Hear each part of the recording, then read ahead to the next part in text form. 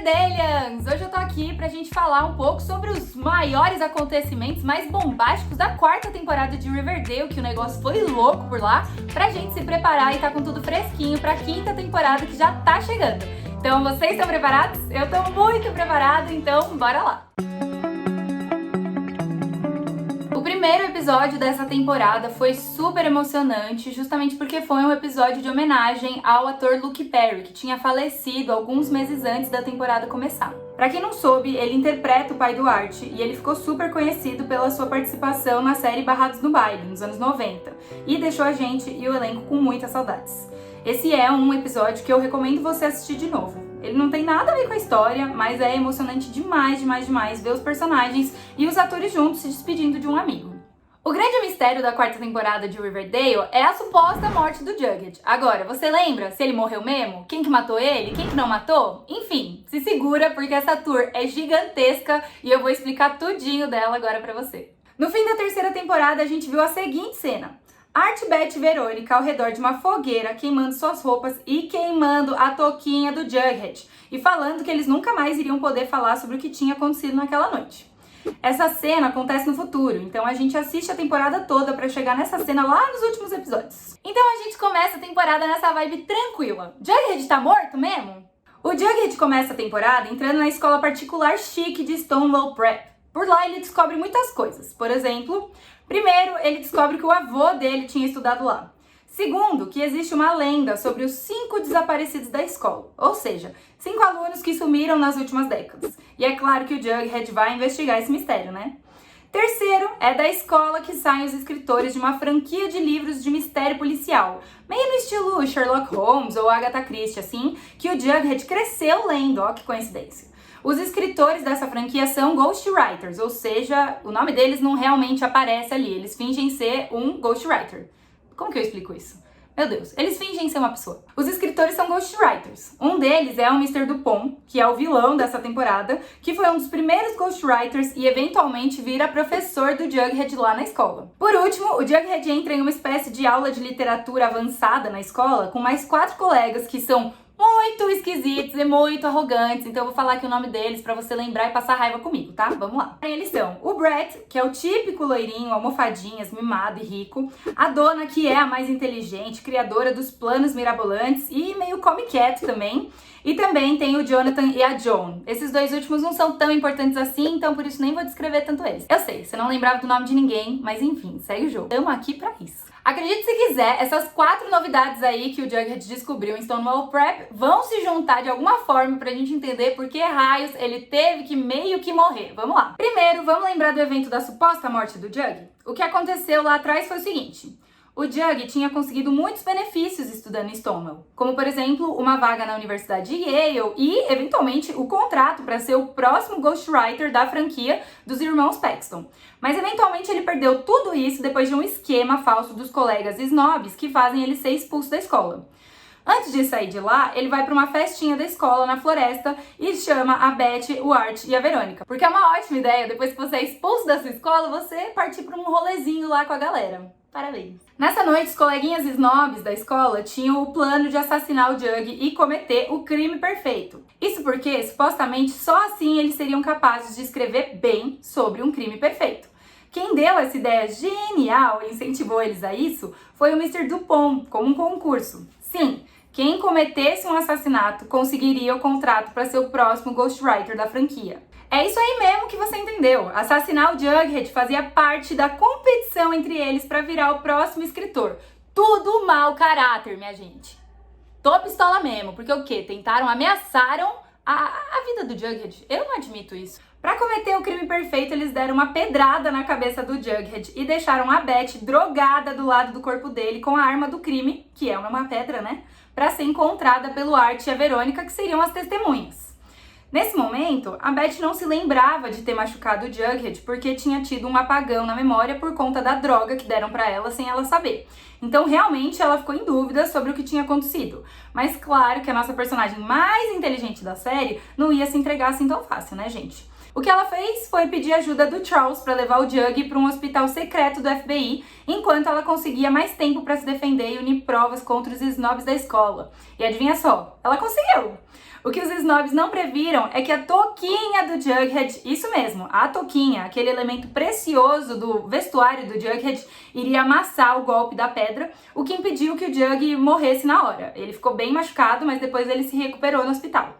Com a ajuda do Art e da Verônica, a Beth liga para o Charles, que é o seu meio-irmão, agente do FBI, que tinha aparecido no fim da 3ª temporada, caso você não lembrasse, para levar o Jug para um hospital secreto do FBI, para que ela conseguisse pensar em como se defender e para não ser presa como a pessoa que tentou assassinar o Jug, porque os snobs estavam tramando para que a Beth fosse presa e não para que eles fossem pegos, e aí eles só seguiriam a vida deles de escritores, né, gente? Pilantras. Bom, antes de começar o próximo assunto desse resumão, não esquece de curtir e comentar se você tá ficando com alguma dúvida nesse resumão, algum comentário aí que você tenha, porque isso é muito importante pra gente e, claro, se inscreve aqui na Warner, tá? Vamos lá, segue o jogo. Outra descoberta dessa temporada foi que o avô do Jughead tinha estudado em Stonewall Prep lá atrás, muitos anos antes. Então, além disso, o avô foi o criador da história da franquia dos irmãos Paxton, mas ele acabou vendendo por pouquíssimo dinheiro os direitos da história para o Mr. Dupont, que era o seu coleguinha rico na escola lá na época e que acabou transformando essa história numa franquia milionária. Então, o Mr. Dupont, antes de virar professor hoje em dia do Jug, lá atrás ele era coleguinha de sala do vô dele. E em Riverdale, minha gente, o que eu falo? O mundo não dá voltas, o mundo ele capota. Na época, o Mr. Dupont e o avô do Jug estudavam com mais 3 amigos em Stonewall. Todos eles sabiam da verdadeira origem da franquia, que na verdade não era do Dupont e sim do avô do Jug. Um deles, ou seja, uma delas, na verdade, era uma mulher e ela era a avó da Donna, que também criou personagens para a história da franquia. Então, gente, todo mundo meio que era dono da franquia, menos o Mr. Dupont. Na época, esse Mr. Dupont começou um padrão. Ele foi o primeiro a assassinar uma pessoa, que virou o primeiro desaparecido de Stonewall, para conseguir escrever os primeiros livros da franquia. Quem sabia disso eram esses 3 amigos. Sendo assim, o Dupont começa a matar os seus amigos para que ninguém mais soubesse do seu segredo. Tanto do assassinato, né, deles, dos amiguinhos aí que estudavam com ele lá atrás, há muitos anos antes, como também do fato da história ter sido, na verdade, escrita pelo avô do Jug e não pelo Mr. Dupont. Gente, serial killers everywhere em Riverdale. Eu não sei porque a gente chama de Riverdale, devia chamar serial killers numa cidade pequena, é isso. O avô do Jughead, por medo de ser morto como seus colegas, quando estava mais velho, já era pai do FP, que é o pai do Jug, fugiu de casa para proteger a família das chantagens do Mr. Dupont. Então esse é um mistério que a gente tinha desde sempre em Riverdale, porque o FP morre de rancor do pai dele, porque um dia ele foi comprar cigarro e nunca mais tinha voltado. Mas na 4ª temporada, a galera de Riverdale foi lá e explicou isso pra gente, que eu achei muito legal, muito genial. Outra grande descoberta dessa temporada foi que a Donna queria se vingar da morte da avó dela e conseguir a franquia dos irmãos Baxter pra ela. Por isso, ela que comanda o grupinho dos snobs contra o Jug. E adivinha quem descobre isso pro grupo? A Hermosa, a irmã da Verônica, que apareceu nessa temporada. Mas isso aí eu vou contar mais pra frente pra vocês, espera aí, segura. Mas Valen, por que o Muzi, aquele personagem antigão lá de Riverdale, tava em Stonewall Prep no começo da temporada? Pera aí, que esse é um fato que todo mundo esquece, vou explicar. O plano inicial do grupo dos snobs pra conseguir o contrato era assassinar o Muzi, e não o Jughead, pra que ele virasse o 5º desaparecido de Stonewall. O Mr. Tipping, que é o diretor atual de Stonewall Prep, foi a pessoa que convidou o Muzi e o Jug a saírem de Riverdale High e mudarem de colégio. Ele também era um dos ghostwriters da franquia, então por isso já tinha assassinado alguém. Mas foi agora que ele se sentiu culpado com toda a situação. E aí o que ele fez? Convence o Muzi a ir pro exército para se salvar de ser assassinado pelos snobs e depois disso, consumido pela culpa, ele se suicida ao se jogar pela janela da sala de aula, que foi uma cena babado quando rolou. Eu tô traumatizada até agora com essa cena. E o Jughead nisso tudo, minha gente, por que ele tá enfiado nesse trambolho? Bom, o Jughead tinha sido chamado pra Stonewall Prep como uma isca para que o seu avô aparecesse e assim o Mr. Dupont finalmente pudesse assassinar ele, porque ele é o último dos amiguinhos coleguinhas lá atrás que tá faltando, gente. Pra descobrir tudo isso, Art, Beth, Verônica e Jug se juntam em um plano. Eles fingem que o Jug tá morto de verdade e pra isso o Jug fica escondido no bunker por muitos dias. A Beth investiga mais os snobs e por aí vai. Finalmente, a gente descobre que Brett era o responsável por levar o Jug até a floresta. Joan deu a pedrada mortal na cabeça dele, que claramente não deu certo. A Donna era responsável por assoprar um pó de droga no rosto da Beth. E Jonathan era o responsável por checar se o Jughead estava morto mesmo, o que claramente ele não fez direito, né, gente? E vamos falar da Beth agora. A Beth tem uma das histórias mais malucas da vida dela em Riverdale, e tudo que eu contar pra vocês a partir de agora vai parecer maluquice. Reparem, vamos lá. A Beth começa essa temporada ainda resolvendo todas as tretas da Fazenda, lá da terceira temporada, que era aquele culto que tinha meio que roubado a mãe dela, a irmã dela, o Kevin, enfim, geral lá na terceira temporada. Como fechou essa história? O Edgar Evernever, que é o dono da fazenda, supostamente morre de um tiro que a Alice dá nele, antes dele tentar fugir em um foguete. Sim, eu falei foguete, gente. E eu disse supostamente porque em Riverdale as pessoas às vezes morrem, às vezes não, então enfim, eu fico com medo aqui de dizer que a pessoa tá morta, morrida, tá? A companheira dele, a Evelyn Evernever, vai presa. E aí você acha que ela some? Que nada, gente. É ela que dá umas dicas pra Donna, assim, a aluna de Stonewall Prep, que é a nova vilã dessa temporada, sobre como bagunçar a cabeça da Beth e chantagear ela. Ou seja, se juntas já causa, imagina juntos, porque juntaram as vilãs tudo aqui, foi um crossover de vilã aqui em Riverdale. A Polly, a irmã da Beth, vai pra um centro psiquiátrico lidar com o trauma da fazenda. E a mãe da Beth, na verdade, tinha se infiltrado na fazenda só pra ajudar o seu recém-descoberto filho, que era o Charles. Sim, filho dela com o FP, e pra escrever uma matéria, porque ela não é boba, ela é uma jornalista da braba mesmo, ela é mara. A Beth entra num curso do FBI para jovens e lá ela descobre que serial killers têm um gene em comum. Quando ela descobre que também tem esse gene, entra numa noia de ser uma serial killer. Lembrando que o pai dela foi o Black Hood, minha gente. Então, ela ter o gene, né, pega pesado aí na cabecinha dela, ela tava complicada das ideias. Para lidar com esse medo e trauma, o Charles, o meio-irmão dela, usa a hipnose para Beth entrar em contato com lembranças antigas. O que é curioso, porque quem usava muito hipnose, minha gente, no passado? O pessoal da fazenda. Então, ó, Charles, tamo de olho, porque nada dessa história aí foi resolvida nessa temporada, tá? Descobrimos que o Charles, na verdade, tem um relacionamento com o Chick. Sim, aquele irmão falso da Beth do passado. E o Charles, pelo visto, se encontra com ele na prisão, onde ele tá preso, pra conversar sobre um plano. Nessa temporada, essa história do Charles, do Chick, nada disso é resolvido por conta da interrupção aí das gravações de Riverdale, então vem aí pra quinta temporada. Por fim, Bart, minha gente. Como parte do plano pra fazer os snobs lá de Stonewall Prep acharem que o Jughead estava morto, enquanto a Beth juntava mais provas e tal, Art e Beth fingem que estão tendo um caso, e ele até finge que termina com a Verônica. Porque, né, gente, vamos combinar, Bughead é um negócio muito forte, então a galera só acreditou que o menino tava morto quando a Beth começou a beijar o Art, entendeu? Porque aí sim ela tinha superado o menino. Faz sentido na minha cabeça também. Mas tudo que começou como um plano, uma mentira, vira uma química, vira um beijo real no episódio musical e deixou todos os fãs chocadíssimos. E Verônica, o que tava fazendo na quarta temporada? Vamos lá! A Verônica, como sempre, nessa temporada, focou todas as energias dela em tretar com o papi todo-poderoso dela, o Hiram Lodge. Então, gente, tá liberado alguém chamar Freud pra entender essa relação aí da Verônica e do pai dela, porque o negócio tá louco. Eu já não entendo mais, já desisti, mas eu vou explicar pra vocês. No início da temporada, Hiram tá preso, na prisão que ele mesmo é dono, a la Pablo Escobar, por ter cometido fraude fiscal nos negócios dele. Quem entregou ele e as provas pra polícia foi a Verônica mesmo. A mãe dela tá presa por tentativa de homicídio contra o Hiram, risos nervosíssimos, e com a ajuda de sua filha recém-aparecida em Riverdale, a tal da Hermosa, o Hiram se livra do julgamento, lembrando que a Hermosa, ela é dona de boates em Miami e uma executiva de sucesso pelo visto. Ah, detalhe, ela também é uma investigadora particular, então é por isso que ela descobre toda a verdade sobre a vida da dona lá na parte de Stonewall Prep, tá? Ela faz de tudo, entendeu? Tá precisando de alguém, chama a Hermosa que ela resolve sua vida. A Hermione eventualmente também se livra do julgamento e acaba voltando com o Hiram, o que deixa a Verônica muito pistola. O Hiram vira prefeito nessa temporada. É isso, gente, eu nem consigo explicar tanto. Foi de um episódio pra outro, então é isso aí. Vocês sabem como é. Hiram é rico, virou prefeito. É assim que funciona em Riverdale, pelo menos.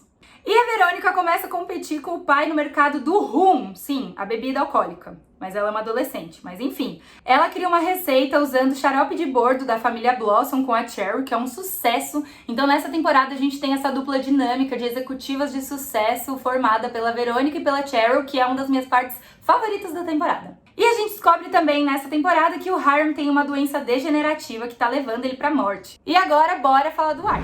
O Art, por outro lado, depois da morte do pai dele, começa a focar em construir uma Riverdale melhor, o que é uma coisa bem legal nessa temporada, pra variar um pouco. É por isso que ele abre um centro comunitário para jovens na academia de boxe que ele ganhou do Hiram lá na terceira temporada, que também foi um grande surto coletivo na série, gente. Como se isso não fosse suficiente, porque não era, e Riverdale tá cheio de meliante, Art vira um vigilante justiceiro mascarado, bem à la Arrow, combatendo o crime nas madrugadas da cidade. O inimigo dele principal é o Dodger, que é um ladrão, traficante, criminoso, que usa dos adolescentes mais pobres da cidade para fazer os serviços dele. Com a ajuda do Hiram, o Dodger vaza da cidade e o Art deixa essa história pra lá aí de ser vigilante. Fazendo tudo isso, quase não deu tempo de estudar. Então o Art tá quase não se formando na escola, tá quase não conseguindo entrar na faculdade, então ele começa a pensar em ir pra Marinha. Quem dá essa ideia pra ele é a mãe dele, que nessa temporada revela que tem uma namorada que trabalha na Marinha também. Olha lá, tem bastante coisa acontecendo na vida do Art aí. E Cheryl, rainha dos serpentes, onde estava na quarta temporada? Vou te explicar. O mundo tá claramente pegando fogo e Cheryl Blossom, cadê? Com uma situação seríssima de saúde mental. Gente, a Cheryl precisou de ajuda nessa temporada e eu vou explicar por quê. A Cheryl começa a temporada com o corpo desenterrado do Jason perambulando pela casa dela. Até que uma hora a Toni tem juízo e convence ela a enterrar ele de novo. Não que ele estivesse perambulando, tipo andando por aí, mas ela deixava ele sentadinho, meio ali, só de decoração. É isso. Tô preocupada até agora com essa história. A gente descobre que a mãe da Cheryl, na verdade, tinha ficado grávida de 3 crianças lá, né, muitos anos atrás. A Cheryl, o Jason e um tal de Julian. Babá. Esse terceiro filho supostamente tinha sido absorvido pela Cheryl dentro da barriga ainda da mãe dela e por isso que só nasceram 2 gêmeos. E nessa temporada, o espírito dele, pelo visto, tomou forma num boneco aterrorizante que fica convivendo com elas na mansão Blossom. Tudo tranquilo, gente. Dá pra alugar a mansão no Airbnb até. A família Blossom estendida aparece nessa temporada querendo vender as indústrias Blossom. Tenso, gente. Eu tinha esquecido, eu que escrevi isso. Mas a Cheryl não aceita de jeito nenhum e expulsa eles dali. Inclusive, um caos que aconteceu nesse momento é esse aqui. Um dos tios da Cheryl descobre que ela tá um pouco doida quando viu o corpo do Jason na casa e ataca a Cheryl fisicamente, ele tenta bater nela. E é aí que a Toni, pra defender a Cheryl, dá uma batida na cabeça dele e mata o tio da Cheryl. Agora, será que essa treta aí de morte na vida dos Blossoms aí de novo vai voltar na quinta temporada? Pode ser, então achei melhor contar pra vocês pra gente ter isso lembrado. No começo da temporada, alguém começa a enviar fitas cassete, VHS, pra casa de geral de Riverdale. E o que tem nessas fitas? Tem a fachada da casa das pessoas gravada, tipo uma fita de segurança. Agora, quem que tá gravando essas fitas? Por quê? Vamos de mistério aí da temporada que com certeza vai estar na quinta temporada de Riverdale. No meio da temporada, as fitas não só gravam mais a fachada das casas, mas também tem encenações com atores mascarados dos personagens. Por exemplo, tem uma fita de um ator mascarado de Jughead recebendo uma pedrada na cabeça de uma atriz mascarada de Betty. Babado. A gente descobre que existe uma locadora na cidade com uma área secreta que se chama Suíte Escarlate, onde tem várias fitas de crimes e cenas absurdas. Por exemplo, a fita do assassinato do Jason Blossom tá lá, de boa na lagoa, entendeu? Pra quem não sabe, nas locadoras tinha sempre mesmo essa parte, assim, de filmes adultos, assim, que, né? Não era todo mundo que podia entrar. Então, em Riverdale, eles trouxeram essa referência aí bem anos 2000. O diretor da escola de Riverdale, que agora se chama Mr. Honey e que é odiadíssimo pelos alunos da escola, ia lá e alugava filmes nessa suíte, virando então o nosso maior suspeito de ser a pessoa que envia as fitas. Essa história das fitas, como eu comentei, não foi finalizada por conta da interrupção das gravações, por causa do coronavírus, então vamos ver aí, quinta temporada vai explicar tudo pra gente. Bom, muita coisa aconteceu na quarta temporada e muita coisa a gente já sabe que foi pra quinta temporada. Então, qual é a verdadeira identidade do Charles, o meio-irmão da Beth, foi pra quinta temporada, o mistério das fitas foi pra quinta temporada, e enfim, também temos aí a grande questão do romance entre Beth e Art, porque pelo visto eles vão continuar se beijando. E a galera vai ficar pistola no Twitter, porque eu sei, porque eu vejo lá e eu também fico meio pistola, mas às vezes eu gosto, enfim. Então é isso, gente. A quinta temporada de Riverdale tá chegando na Warner Channel primeiro e simultâneo com os Estados Unidos. E eu espero vocês lá para assistir todos os episódios com a gente. E uma novidade para quem chegou até aqui no nosso recap é que eu e a Alice Aquino vamos continuar fazendo o nosso Pop Talk, que é a nossa live comentando os episódios assim que eles terminam.